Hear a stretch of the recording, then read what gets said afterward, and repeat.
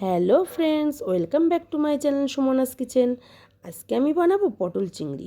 চিংড়ি মাছ খেতে আমরা সবাই পছন্দ করি। চিংড়ি মাছ দিয়ে পটল খেতে খুবই ভালো লাগে। তাই পটল চিংড়ি বানানোর জন্য পটলগুলোকে আমি ডুমো ডুমো করে কেটে নিয়েছি। একইভাবে আলুগুলোও কেটে নিয়েছি। পটল চিংড়ি বানানোর জন্য কড়াইতে একটু বেশি করেই সরষের তেল দিয়েছি। এবার একটু লবণ মাখিয়ে ডুমো করে কাটা পটলগুলি লাল লাল করে ভেজে নেব। পটলগুলি ভাজার সময় গ্যাসের জলটা কমিয়ে রাখতে হবে, না হলে পটলগুলি লাল হয়ে এলেও ভিতর কাঁচা থেকে যাবে। এই একইভাবেই আলুগুলোও ভেজে নেব। যেহেতু আমি আলু ভেজে রান্না করব, তাই একটু ছোট পিস করেই কেটেছি, তাহলে আলুগুলি সেদ্ধ হতে আর কোনো সমস্যা হবে না। এবার আলুগুলো ভাজা হয়ে গেছে, আমি আলুগুলো তুলে নিয়েছি। চিংড়ি মাছগুলো আমি আগে থেকেই কেটে রেখেছিলাম। আগে থেকে কেটে রাখা চিংড়ি মাছগুলোতে একটু লবণ আর হলুদ দিয়ে ভালো করে ম্যারিনেট করে নিতে হবে। ম্যারিনেট করে নিয়ে খুব হালকা করে ভেজে নিতে হবে।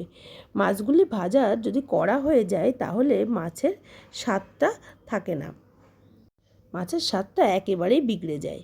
এবার আদা, জিরে, শুকনো লঙ্কার একটা পেস্ট বানিয়ে নেব।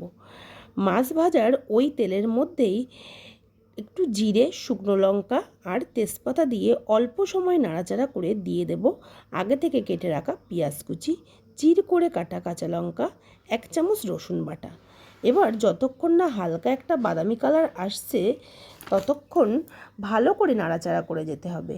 দেখো কালারটা কিন্তু চলে এসেছে। এবার দিয়ে দেব টমেটো কুচি, আবারও নাড়াচাড়া করে নেব। এবার দিয়ে দেব আগে থেকে বানিয়ে রাখা মশলার পেস্টটি, পরিমাণ মতো লবণ, হলুদ, 1 চামচ ধনিয়া গুঁড়ো দিয়ে মশলাটা ভালো করে কষিয়ে নিতে হবে।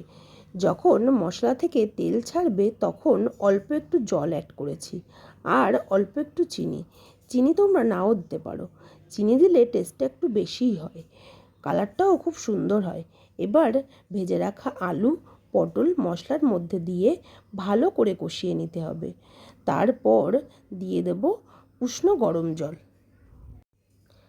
আমি এখানে গরম জল ব্যবহার করেছি, তোমরা চাইলে ঠান্ডা জলও দিতে পারো। এরপর জলটা ফুটে উঠলেই এর মধ্যে দিয়ে দেব ভেজে রাখা মাছগুলি। পটল চিংড়ি করতে বেশি জল দেওয়া লাগে না, কারণ বেশি ঝোল হয়ে গেলে খেতে ঠিক ভালো লাগে না। তাই জন্য জলের পরিমাণটা আমি কমই দিয়েছি। মাছগুলি দেওয়ার পর অল্প একটু সময় ফুটিয়ে নেব। এবার কিন্তু পটল চিংড়ি তৈরি হয়ে গেছে। নামানোর আগে 1 চামচ গরম মশলা দিয়ে নামিয়ে নেব। এবার এটা গরম ভাতের সাথে খেতে কিন্তু দুর্দান্ত লাগে। আশা করি আমার এই রেসিপিটা তোমাদের পটল চিংড়ি বানাতে সাহায্য করবে। রেসিপিটি ভালো লাগলে কমেন্টে জানিও। আরও এরকম নতুন নতুন রেসিপি পেতে চ্যানেলটিকে সাবস্ক্রাইব করতে ভুলো না। আজকের মতো বিদায় জানালাম, বাই।